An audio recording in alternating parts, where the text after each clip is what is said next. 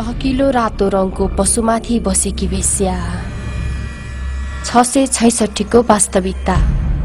जीवनभर क्याथोलिक मण्डली जानुभएका मेरा बुबाले अन्तिममा दिनुभएको वचन हो, त्यहाँबाट निस्केर आऊ। चहकिलो रातो रङको पशुमाथि बसेकी वेश्या को हो अनि 666 को वास्तविकता के होला? बाइबलमा स्त्री भनेको मण्डली हो। त्यसैले वेश्या भनेको पति हुनुभएका ख्रिस्टलाई नपछ्याउने ख्रिस्ट विरोधी मण्डली हो।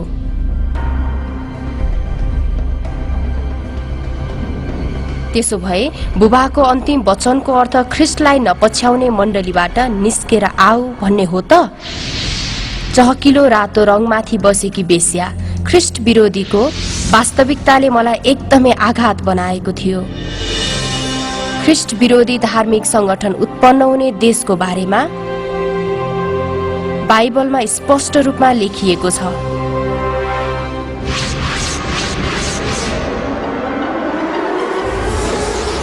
शालिगको सुनको भाग र पखेटा भएको सिंहले शानदार संस्कृति भएको बेबिलोन देशलाई जनाएको हो।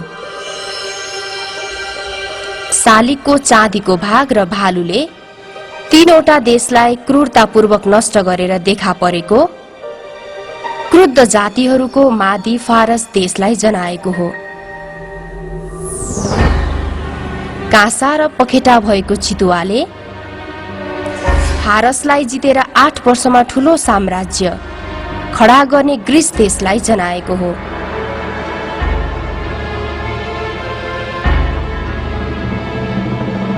फलाम र 10 सिङ भएको पशुले चाहिँ 10 राज्यमा विभाजन हुने शक्तिशाली राज्य रोमलाई जनाएको हो।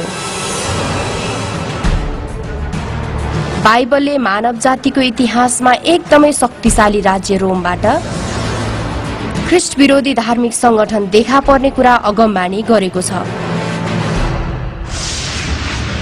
10 सिंहहरू त्यस राज्यबाट आएका 10 राजाहरू हुन्। त्यसपछि पहिलेको भन्दा फरक अर्को राजा खडा हुनेछ। उसले 3 राजाहरूलाई दबाउनेछ।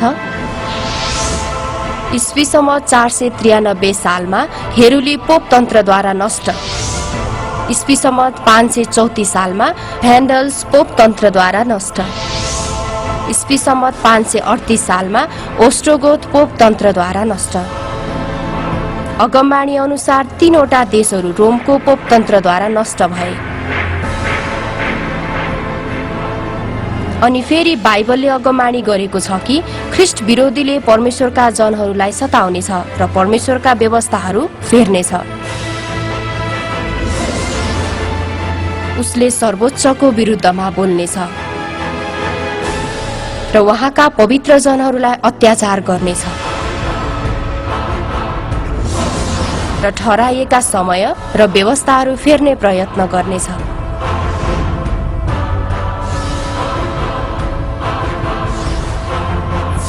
मूर्ति पूजा नगर्नु भन्ने दोस्रो आज्ञालाई तिनीहरूले हटाए। सब्बात दिनलाई पनि प्रभुको दिनमा परिवर्तन गरे अनि 10औं आज्ञालाई 2वटा बनाए। परमेश्वरका समय र व्यवस्था फेर्ने धार्मिक संगठन कुन हो त? रोमन क्याथोलिक हो। ईस्वी सम्म 321 सालमा रोमन पोपले सब्बात दिन हटाएर आइतबारको सेवा घुसायो। आइतबारको सेवा क्याथोलिक मण्डलीको हैकममा टिकेको हो। ईस्वी सम्म 155 मा निस्तार चाड हटाउन पोपले नेतृत्व गर्यो। ईस्वी सम्म 325 मा पोपले निस्तार चाड हटायो। ईस्वी सम्म 354 सालमा भ्याटिकनमा क्रिसमस डिसेम्बर 25 भित्र्यायो।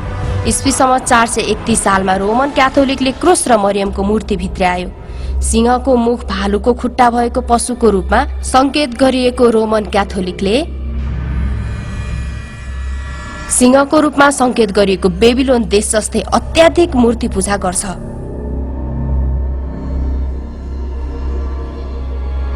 क्रूर भालुको रूपमा संकेत गरिएको मादी फारस देश जस्तै निर्दयी छ।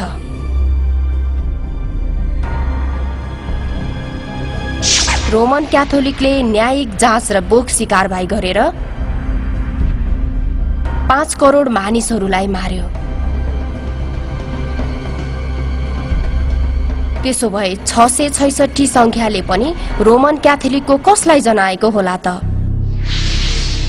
बुद्धिमत्ता यसैमा छ, जसको समझ छ त्यसले त्यस पशुको संख्या जोडोस्, किनकि त्यो कुनै मानिसको संख्या हो र त्यो संख्या चाहिँ 666 हो। पोपको मुकुटमा खोपिएको अक्षरहरू यिनै हुन्। त्यो नै परमेश्वरको पुत्रको प्रतिनिधि भनी बुझाउने ल्याटिन भाषा भिकारियस फिलिडे हो। ल्याटिन शब्द भिकारियस फिलिडे, जसको अर्थ हो परमेश्वरको पुत्रको प्रतिनिधि। यो नै पोपको आधिकारिक नाउँ हो। यो ल्याटिन संख्यालाई जोड्दा 666 हुन्छ। त्यसैले 666 को वास्तविकता भनेको नै रोमन क्याथोलिकको प्रमुख पोप हो। त्यस स्त्रीले बैजनी चहकिलो रातो लुगा लाएकी थिए अनि त्यो सुन, रत्न र मोतीहरूले सिंगारेकी थिए र घिनलाग्दा कुरा अर्थात् त्यसका बेविचारका अशुद्ध कुराहरूले भरिएको एउटा सुनको प्याला हातमा लिएकी थिए।